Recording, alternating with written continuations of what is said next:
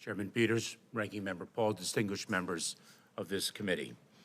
In September, the Department of Homeland Security published the 2024 Homeland Threat Assessment, laying out the most direct, pressing threats to our security. Already, in the weeks since the assessment was published, the world has changed.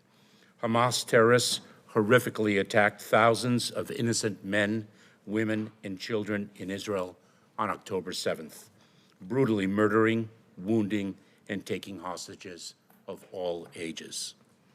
In the days and weeks since, we have responded to an increase in threats against Jewish, Muslim, and Arab American communities and institutions across our country. Hate directed at Jewish students, communities, and institutions add to a pre-existing increase in the level of anti-Semitism in the United States and around the world. As the last few weeks have shown, the threat environment our department is charged with confronting has evolved and expanded constantly in the 20 years since our founding after 9/11. Today, individuals radicalized to violence can terrorize using a vehicle or a firearm. A transnational criminal organization needs only to conceal 2.2 pounds of fentanyl in a commercial truck or passenger car crossing through our land port of entry to kill as many as 500,000 people. Lone actors in nation-states such as Russia, Iran, and the People's Republic of China can use computer code to steal sensitive personal information, shut down critical infrastructure, and extort millions in ransom payments. Compromising deep-fake images can exploit and ruin the life of a young person. Extreme heat, wildfires, and devastating hurricanes are increasing in frequency and severity. And our department's founding rationale, the threat posed by foreign terrorists using weapons of mass destruction, remains. The 260,000 men and women of the Department of Homeland Security work every day to mitigate these threats and many more. I am immensely proud to be here today on their behalf to discuss the work they do, the challenges they face, and most importantly, the support they require from Congress to do their jobs. Thank you for the opportunity to do so.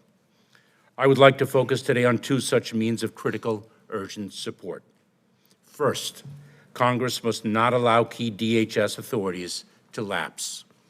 Our department's authority to implement the chemical facility anti-terrorism standards expired on July 28th. That means the Cybersecurity and Infrastructure Security Agency is barred from inspecting over 3,000 high-risk chemical facilities, identifying who is accessing them and whether they are stockpiling dangerous chemicals.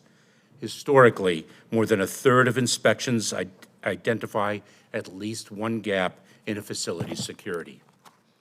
Our counter-drone authority will expire on November 18th, challenging, among other missions, the Secret Service's ability to protect the President and Vice President, and Customs and Border Protection's ability to patrol the southwest border and intercept cartel drones ferrying drugs and other contraband through the air.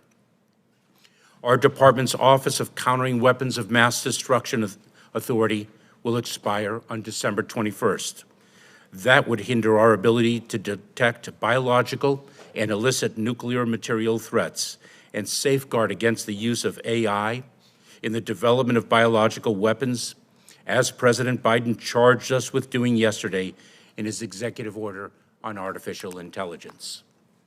Finally, key elements of our intelligence collection authority under Section 702 of the Foreign Intelligence Surveillance Act will expire on December 31st.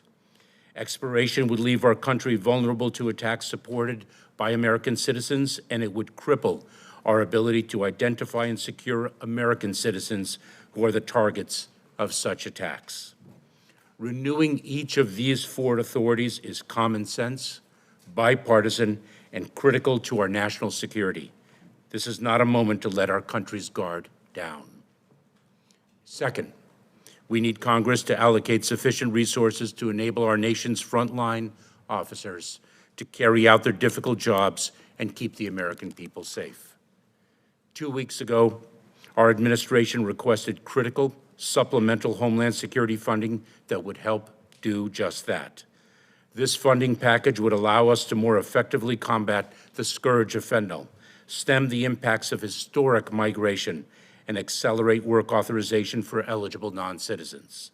This funding will, in short, make a critical difference in our department's operational capacity and in our national security. Ensuring the safety of the American people is a national imperative and a governmental obligation. I look forward to partnering with Congress to deliver for the men and women who keep our country safe. I look forward to working with you to address the threats and challenges America faces today and in the years to come. And I look forward to your questions. Thank you.